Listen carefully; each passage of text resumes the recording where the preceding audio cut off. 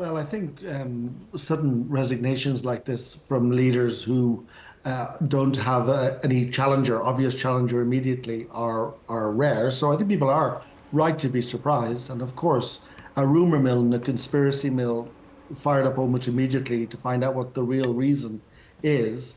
Yes, he faced political challenges and considerable political headwinds going into an election next year. You mentioned the referenda losses. So he had political reasons, but I think he also alluded to personal reasons he had, which aren't secret. He just, in some ways, it's not that unusual for somebody maybe in their mid 40s to want to change career. It seems from what we can tell so far that that's what this is about. Yeah, it's so often we've seen it with Jacinda Ardern and others who just Yeah. get to that point where they feel, I've done my best now, it's time for somebody fresh to take over, and there's not necessarily any conspiracy there at all. Yeah, exactly. I think Irish politics is the whole landscape is changing, and I mean it has been changing for some years, not least because of the growth of Sinn Féin as a major political party. Since the foundation of the state, Irish politics has been divided between two parties: Fine Gael, which is led by Leo Varadkar, and Fianna Fáil, and they, in an unprecedented way, in 2020 went into coalition. And that has just changed everything. And I think there's a realignment happening.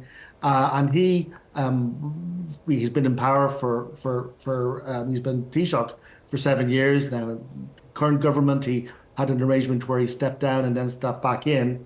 But clearly, his speech said he feels he's nothing left to give. Yeah. There wasn't a rush to replace them, was there? Which I guess goes to your point that he wasn't necessarily facing any challenges from within. But it seems like Simon Harris might have been the only person who put his hand up. Well, possibly, though there may have been backroom machinations. And it looks like he moved really, really quickly to win support in his party. But yes, there are other candidates who perhaps it might be a sign of that the party is ailing, that we didn't get major figures coming forward. When Leo Varadkar became leader of Fine Gael and Taoiseach, there was another figure, Simon Coveney, who was to some extent his Gordon Brown, if Leo Varadkar was a Tony Blair figure, and he seems to have stepped back. And other major figures didn't. So it's somewhat unusual, the speed with how quickly Simon Harris was anointed. But yeah, he's coming in and clearly a very ambitious, very driven politician. I understand he's certainly quite savvy in terms of social media and promoting himself. What do you know about him in terms of, is he going to have sort of the meat to back up taking over a role like this? Well, as I say, the topography of Irish politics is changing a great deal. Those two parties I mentioned have been very, very broad churches, combining rural and urban forces, left and right wings, socially conservative and progressive, and it's proving harder to keep the party integrated, I think. What he stands for, I mean, where he's come up, he was Minister for Health during the early stages of COVID.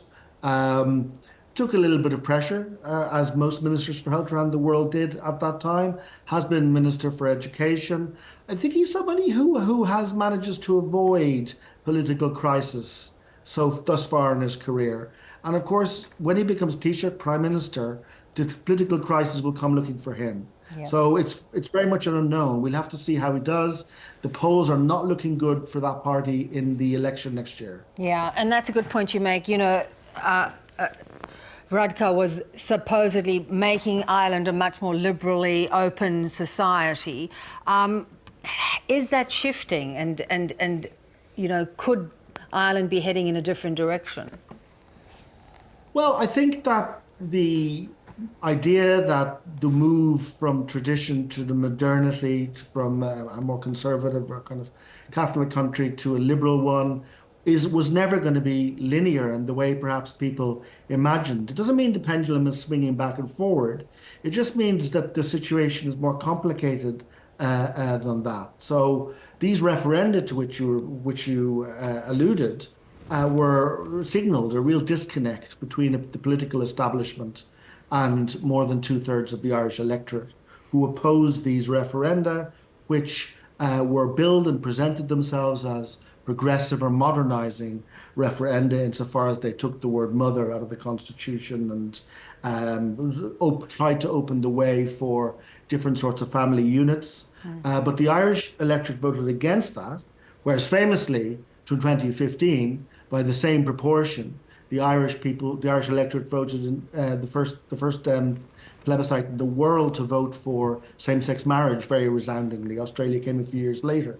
So I think that people don't perhaps fit neatly into boxes because many of the people who voted for same-sex marriage voted against 9 years later the latest so-called progressive referenda. Yeah, and naturally too, it sort of reflects changes right across Europe to a more conservative outlook potentially, doesn't it?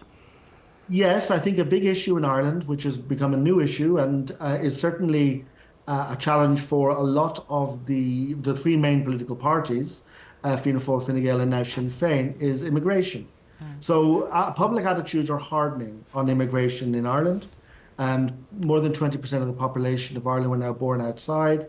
And Ireland has never had a major force in its political life, which is anti-immigration. But there are protests and feelings and some social unrest, particularly given pressures on housing. There's a massive housing crisis in Ireland, which is not getting better, and health crisis as well. So some of these pressures on public services have fueled some tensions around immigration in Ireland to bring it more in line with other European countries where anti-immigration and conservative right-wing parties have enjoyed considerable success in recent years. Yeah. So we may see in Ireland the emergence of a traditional European anti-immigration force. Whether it's a full party or not, we'll have to wait and see. Yeah.